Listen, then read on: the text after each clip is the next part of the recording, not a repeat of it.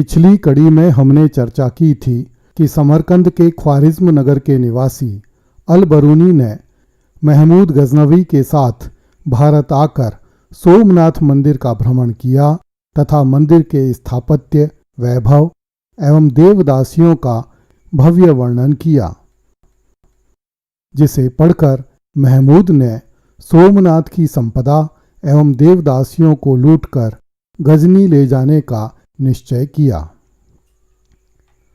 अब तक किए गए भारत अभियानों में महमूद गजनवी भारतीय राजाओं एवं भारतीय सेनाओं की शक्तियों एवं कमजोरियों को अच्छी तरह जान चुका था। इसलिए गजनी से सोमनाथ तक पहुंचने के लिए महमूद ने अच्छी तैयारी की। उस काल में गजनी से सोमनाथ तक जाने के लिए दो मार्ग उपलब्ध थे। पहला मार्ग गजनी से मुल्तान होते हुए चौहानों के अजमेर राज्य से होकर सोमनाथ को जाता था। यह पूरा मार्ग हरा भरा, समृद्ध एवं मनुष्यों तथा प्राकृतिक संपदाओं से परिपूर्ण था। किंतु इस मार्ग को अपनाने में कठिनाई यह थी कि उस काल में अजमेर के चौहान शासक बहुत प्रबल थे और महमूद गजनवी पहले भी 2 बार अजमेर के चौहान राजाओं से मार खा चुका था। इसलिए इस मार्ग से होकर निकलना लगभग असंभव था। दूसरा मार्ग गजनी से मुल्तान होकर भाटियों के लोद्रवा राज्य होते हुए सोमनाथ को जाता था।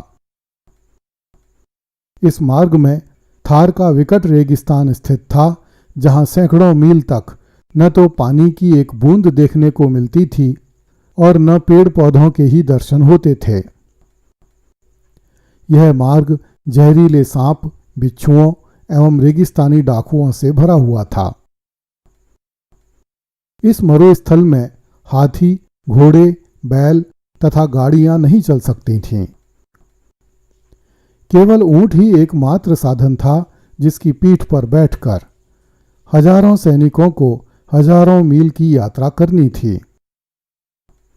इस भयानक, लंबे और थकाऊ मार्ग को पार करने के लिए पानी से भरी हुई कई लाख पखालें तथा कई लाख मन अनाज भी ऊंटों की पीठ पर ही लादे जाने थे। ऊंटों के लिए भी बहुत सा चारा उन्हीं की पीठों पर लादा जाना था। इतने सारे ऊंटों का प्रबंध करना भी एक कठिन कार्य था।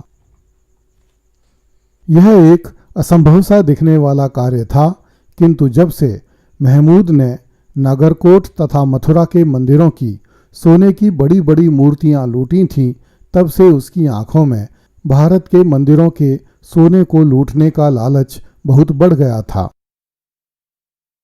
यहाँ तो उसे सोमनाथ के मंदिर से सोने और रेशम से लदी हुई हजारों देवदासियां भी मिलने वाली थीं। महमूद ने गजनी से सोमनाथ पहुंचने के लिए थार मरुस्थल के इसी दुर्गम मार्ग पर चलने का निश्चय किया। इस मार्ग पर चलने में एक लाभ यह भी था कि इस काल में लोद्रवा के भाटियों का राज्य कमजोर चल रहा था। कई महीनों तक महमूद इस अभियान की तैयारी करने में जुटा रहा। जैसे ही वर्षा ऋतु समाप्त हुई और पहाड़ों पर चलना सुगम हो गया, महमूद गजनी से निकलकर हिंदू कुश पर्वत पर चढ़ गया। 30,000 ऊंटों पर अन्न तथा जल लाद कर तथा 30,000 घोड़ों पर सैनिकों को बैठाकर 18 अक्टूबर 1025 को महमूद गजनी से रवाना हुआ तथा 9 नवंबर 1025 को मुल्तान पहुंच गया। इसके बाद वह पंजाब के हरे भरे इलाके से होता हुआ थार रेगिस्तान की सीमा तक पहुंच गया।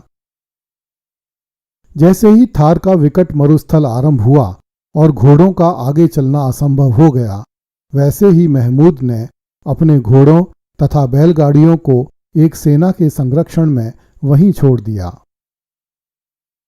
आगे की यात्रा केवल ऊंटों पर की जा सकती थी, इसलिए सारी खाद्य सामग्री और पानी की पखालें ऊंटों पर लाद दी गईं। रेगिस्तान में यात्रा करना कोई आसान बात नहीं थी। उन दिनों मरुस्थल में चलने वाले काफिले प्रायः रात में यात्रा किया करते थे तथा दिन में किसी स्थान पर तंबू लगाकर उसमें आराम किया करते थे। इन दिनों शीत ऋतु अपने चरम पर थी, इसलिए दिन की तपती धूप तो अधिक परेशान नहीं करती थी, किंतु रात को तापमान इतना गिर जाता था कि मोटे मोटे कंबलों में भी सैनिकों के शरीर ठिठुरते थे। इस रेगिस्तान में भूरे पीले सांपों की एक विचित्र प्रजाति मौजूद थी, जो रात के समय सोते हुए सैनिकों के निकट आकर बैठ जाती थी और सैनिकों की सांसों में तेज जहर छोड़ देती थी। जब सुबह होने पर मृत सैनिक के शरीर की जांच की जाती थी तो उसका शरीर नीला होता था, जिससे अनुमान होता था कि उसे सर्प ने काटा है, किंतु शरीर पर सर्पदंश का निशान नहीं मिलता था। वह सांप कब तंबू में घुस जाता था और कब वापस निकल जाता था, इसका अनुमान तक नहीं हो पाता था। स्थानीय लोग उसे पीवड़ा सांप कहते थे। यही हाल बड़े बड़े बिच्छुओं का था। वे रेत में छिपे रहते थे और जैसे ही कोई इंसान उनके पास पहुंचता था, वे रेत से निकलकर उसे डस लेते थे। कई तरह की जहरीली छिपकलियां भी इसी तरह आंख मिचौनी खेलती थीं। वे चुपके से सैनिकों के कपड़ों में घुस जाती और जान लिए बिना नहीं छोड़ती थीं। सैकड़ों फुट ऊंचे रेत के टीलों में सैनिकों के पैर घुटनों तक धंस जाते थे। कोई रास्ता, कोई पगडंडी, कोई ऐसा निशान मीलों तक दिखाई नहीं देता था जिससे यह पता लग सके कि यात्री सही दिशा में आगे जा रहे हैं या नहीं। महमूद की सेना को केवल इतना पता था कि उन्हें दक्षिण दिशा की तरफ चलते जाना है।